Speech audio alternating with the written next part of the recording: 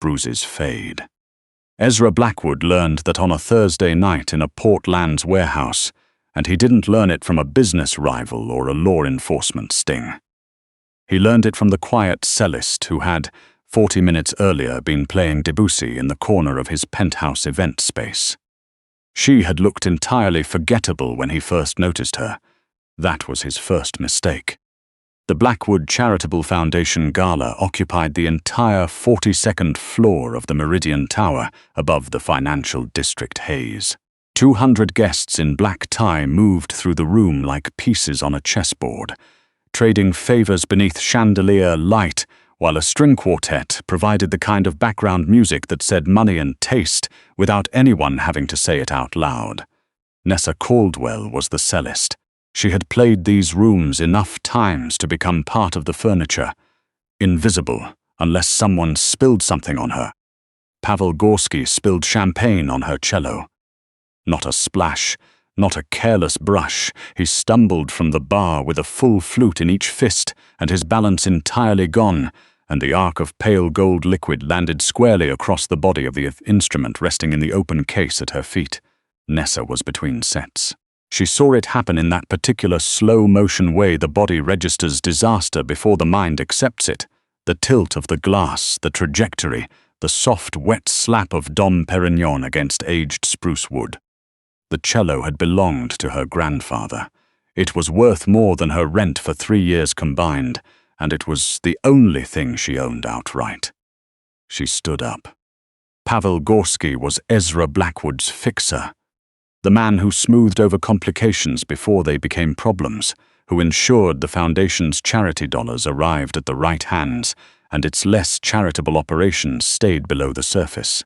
He was 53, built like a retired linebacker going soft, and he looked at Nessa with the particular expression of a man who believed that any inconvenience to himself was, by definition, someone else's fault.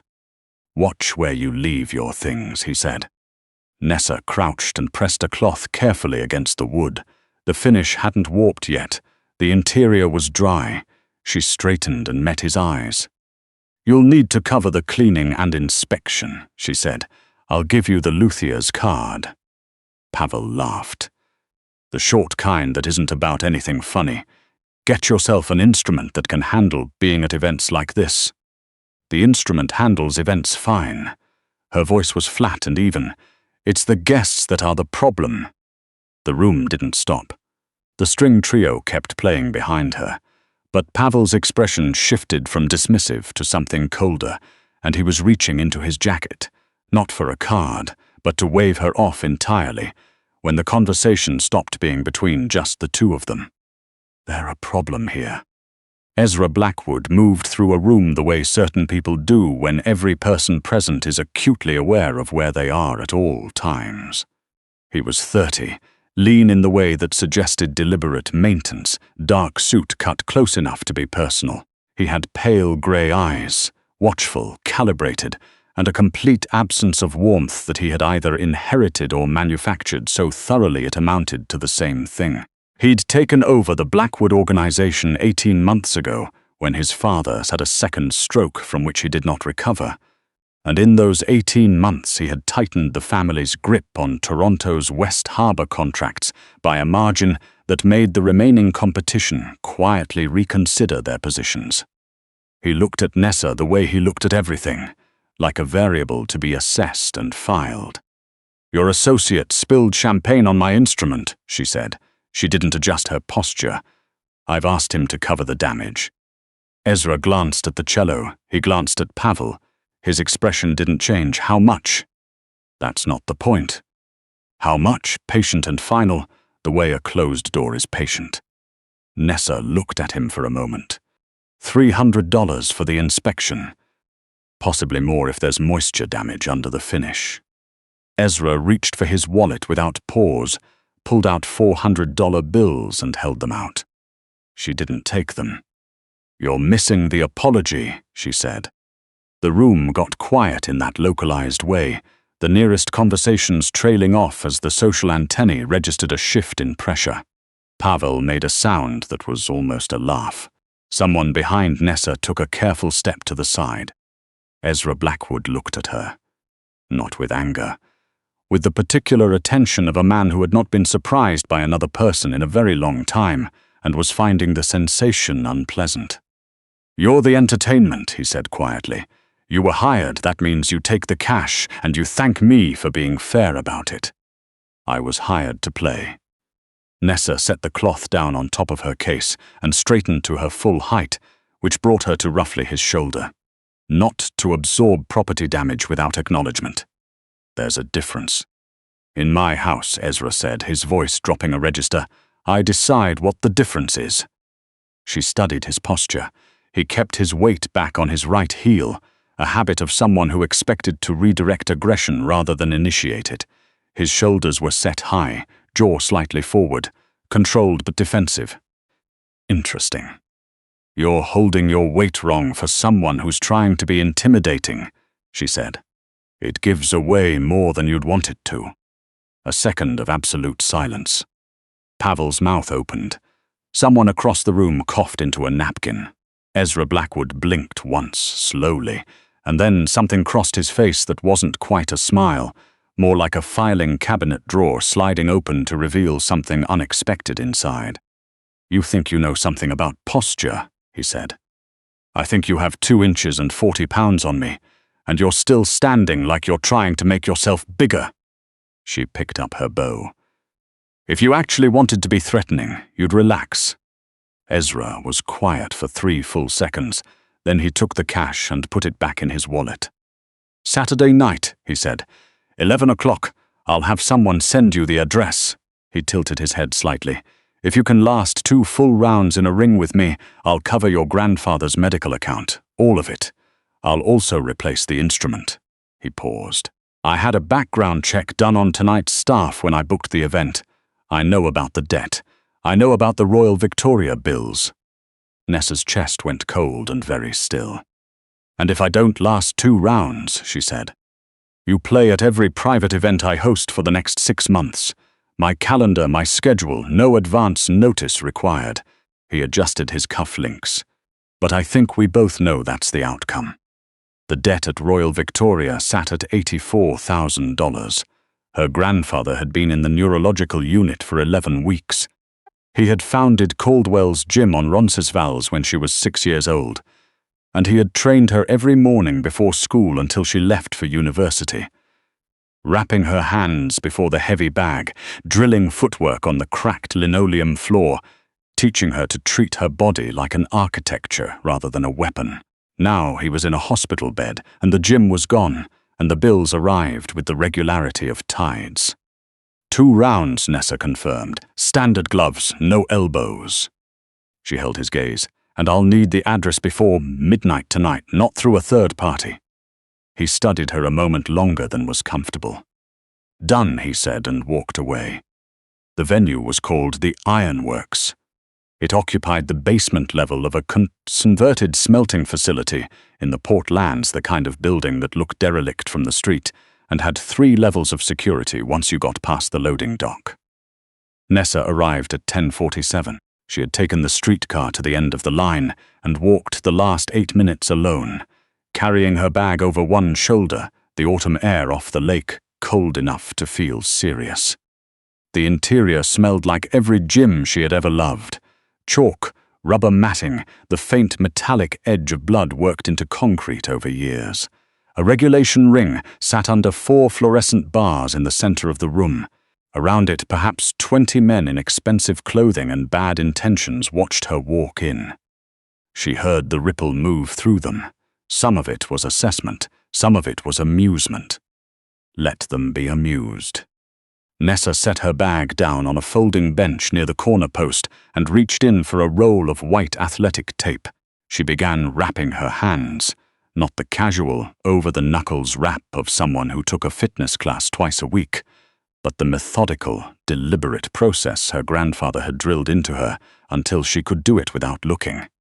Anchor at the wrist, figure 8 through the fingers, pad the first 2 knuckles, lock the thumb. He had called it making a tool out of your body. Don't punch with your hand, Nessa.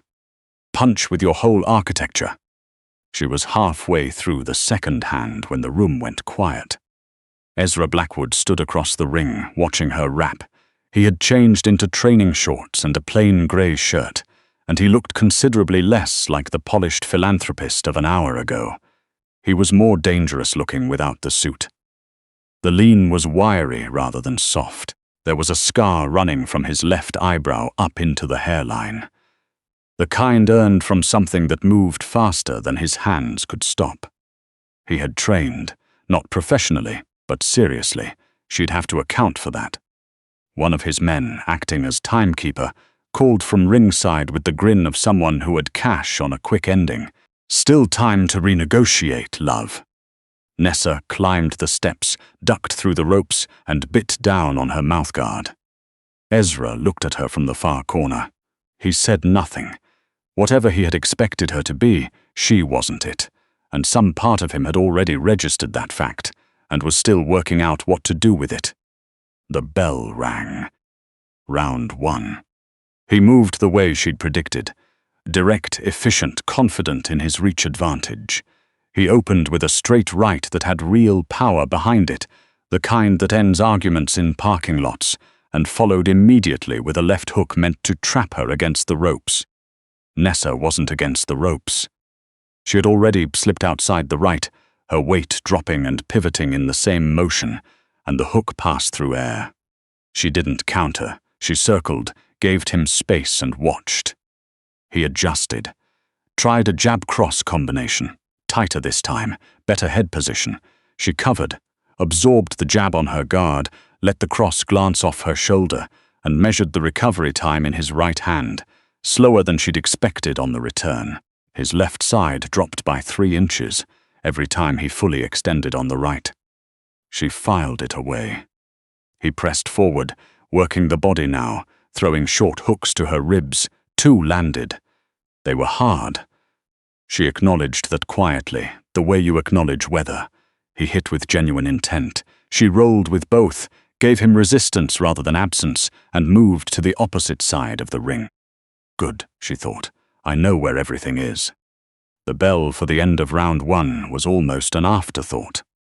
Ezra went to his corner, breathing hard and controlled, and he looked at her across the ring with the expression of a man revising a calculation he thought was settled. His men at ringside were quieter. The jokes were finished. Nessa stood at the neutral corner. She rolled her neck once and thought about her grandfather. The way he used to stand at the edge of the ring at every tournament she'd ever competed in, hands in his coat pockets, completely still, watching her. The way he watched everything, like he was reading a language other people didn't know existed. Don't chase the knockout, he'd told her every single time. Let the knockout come to you. Round 2. Ezra came out faster, trying to set a pace that would tire her before she could set up anything. He pushed her toward the ropes twice in the first 40 seconds, using his weight rather than his hands, trying to smother her movement. She let him think it was working. She let him feel her resist and absorb rather than evade. Let the rhythm of the round accumulate until she could feel his pattern through the canvas beneath her feet. There, 3rd jab in each combination, he led with his shoulder a half count early, every single time. A tick. He didn't know he had it. She waited for it. When it came, she didn't move back. She stepped inside. Not the expected outside slip, but directly toward him, and as his arm extended over her left shoulder and his right side opened exactly as she knew it would, she planted her back foot, rotated from the hips, and drove a tight rising strike directly into the margin below his ribs, just where the intercostal nerves cluster and the diaphragm has no armor. Her grandfather had spent 3 years drilling this technique before she ever entered a sanctioned ring. A body blow placed with precision doesn't negotiate with willpower. It simply instructs the body to stop. The sound it made was dense and muffled. Ezra Blackwood's body folded. Not dramatically, not with a crash. He bent at the middle the way a tall structure does when its central column is removed, and then he went down to one knee, one glove braced on the canvas, head bowed. The air had left him completely. He was working to get it back and not quite managing it, and every person in that room had stopped breathing along with him. The timekeeper forgot to count. Nessa stepped back to the neutral corner and waited. The room was entirely silent except for the hum of the fluorescent bars and Ezra's controlled, ragged attempt to re-oxygenate. He stayed on that knee for 8 seconds. Then he leveraged himself upright on the ropes, got his feet underneath him, and stood. He looked across the ring at her. His expression was not angry. It had passed through anger and come out somewhere else entirely. The particular stillness of a man confronting a fact he cannot argue with. She recognized it. She had seen it on the face of every opponent she'd ever put down in a sanctioned bout. The moment the story they'd been telling themselves stopped being credible. The bell rang for round 3. He was careful now. The arrogance had been worked out of his body like heat from metal left in the open air, and what remained was something cooler and more deliberate. He kept his right elbow close, protecting the damaged side. He circled rather than pressed. He was thinking, which meant he was no longer dangerous in the same uncomplicated way. Nessa didn't press her advantage. She moved, kept him working for the angle, landed 3 jabs to his forehead that were not meant to hurt so much as blur his vision and disrupt his timing. She watched the clock in her peripheral awareness the way she watched a musical score while playing, not staring at it, just always knowing where she was.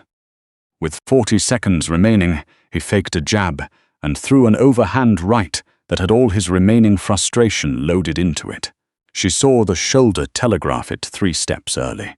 She moved outside, and instead of countering, instead of taking the angle that was right there, and would have ended the round and possibly the evening, she wrapped her left arm around the back of his neck, caught the clinch, and held him. His breath came hard and ragged against the side of her head. She kept her voice low enough that the room couldn't catch it. "You've been fighting like you're trying to prove something," she said. "You're not in here to prove anything to me. You came in here because you don't know any other way to get someone's real attention." He went very still. "Whatever you think this is," she said, "it isn't." The final bell rang. She released him, stepped back, and dropped her hands. She turned her back on Ezra Blackwood and walked to her corner to spit out her mouthguard. Steady, unhurried, the way her grandfather had taught her. Always walk away clean. Give the room an image worth keeping. The silence held. Then, slowly, the man near the loading dock, who had been messaging odds into his phone, put the phone in his pocket. Ezra stood at the ropes for a long moment, then he pulled off his left glove with his teeth, his right. He let them fall to the canvas. He climbed down from the ring. He walked directly to the steel lockbox on the timekeeper's table. "Mr. Blackwood." It was Vance Orley, his financial officer, 45, wire-rimmed glasses, the soft face of a man who operated entirely within spreadsheets. He had been standing at the back of the room and stepped forward now, his voice carrying the careful quality of someone trying to redirect momentum before it reaches a wall. She held for the majority of round 3, by any technical reading of the terms as originally. "By any technical reading," Ezra said quietly. "She took everything I had and put me on the floor in 2. He unlocked the box. "Don't do this, Vance." Vance Orley went quiet. His hands moved to his jacket lapels. A small, contained gesture, the kind a person makes when they are recalculating very quickly. Ezra pulled out a banded block of cash, $84,000 prepared in advance. He carried it across the room and set it on the bench beside her bag. "Royal Victoria has a patient billing department that takes checks," he said. "I'll have the replacement Chesso sourced by end of next week. Send me the maker's specifications." Nessa looked at the money. She looked at him. "Thank you for honoring it." "I pay what I owe." He held her gaze. The grey eyes were different up close without the social armor. Not warmer, just more honest. "Your technique, that strike in the second round, that's not from any sanctioned system." "No," she said. "My grandfather trained in Thailand before he came to Canada. He ran a gym on Roncesvalles for 30 years. She paused. "Until the Dracos Group purchased the building through a Delaware shell company and tripled the commercial lease inside 3 weeks, he couldn't refinance in time. He'd just had the stroke. The gym closed before he was even out of the ICU. The room temperature changed. It wasn't visible exactly. It was more that the air pressure shifted.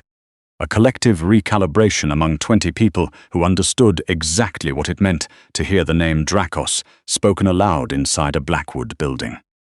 Ezra's expression had gone very still. Drakos, he said. The word was flat and careful. The Drakos Group. Montreal operation. They've been acquiring commercial properties along Roncesvalles and Dundas West for 18 months. The shell company is registered in Delaware under a management trust. Nessa looked at him steadily. I've done my homework, Mr. Blackwood.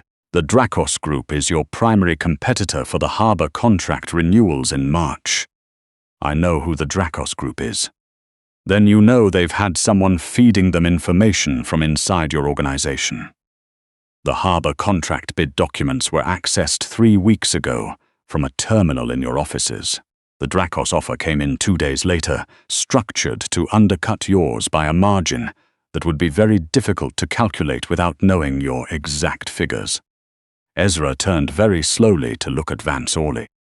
Vance Orley, who had been standing perfectly still at the edge of the room, made a decision in the next 2 seconds that demonstrated an almost impressive absence of self-awareness and ran for the loading dock doors. He made it approximately 4 meters. Pavel Gorsky, recovered from his champagne incident and nursing what appeared to be a sustained grudge about the evening, caught him by the collar and returned him to the center of the room without visible effort. The room sorted itself out the way rooms do when a long-suspected thing becomes confirmed fact. 3 of Ezra's men moved to positions that were not accidental. 1 made a phone call. Vance Orley stood in the middle of it all with his wire-rimmed glasses knocked sideways, looking at the floor. Ezra stood in his warehouse with bruised ribs, displaced hair, and the expression of a man whose night had not unfolded according to any version of the plan. He looked at Nessa. "How long have you known?" he asked. "About Vance?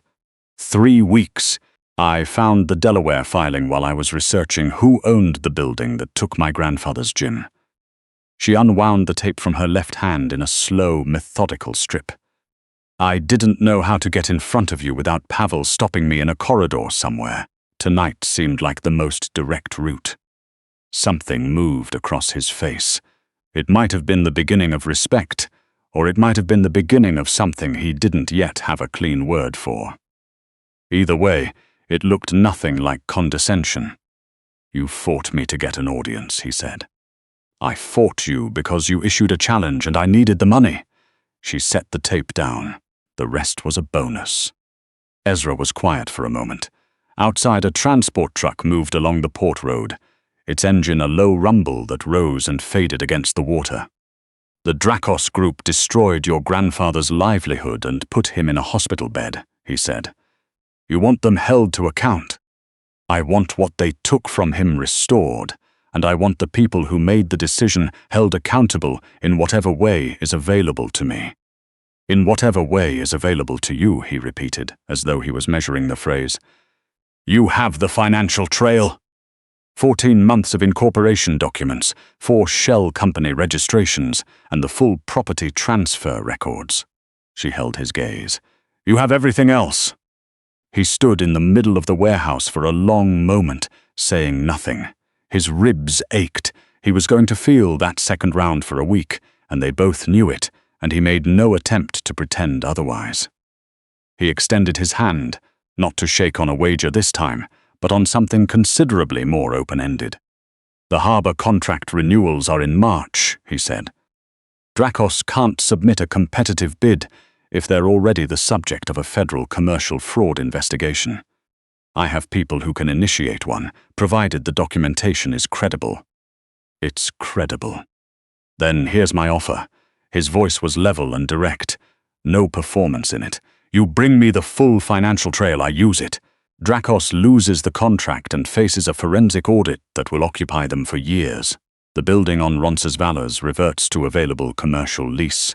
I'll acquire it and offer your family below market terms to re-establish the gym, whenever your grandfather is well enough to hand it to someone he trusts." A pause. I also need someone who can identify the kind of internal breach that Vance just confirmed. Someone who reads a room and notices what doesn't belong. Nessa looked at his outstretched hand.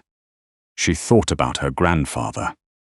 About the way he had looked at her across the ring when she was 12 years old and exhausted and ready to concede a bout she was still technically winning, and said, very quietly, without raising his voice at all, "Nessa, you don't lose a fight while you're still standing. Finish the round." She reached out and shook Ezra Blackwood's hand. "When do we start?" she said. If Nessa's story hit you the way that second-round strike hit Ezra, subscribe to Cruel Boss Stories, because the next chapter drops this week and she is nowhere close to finished.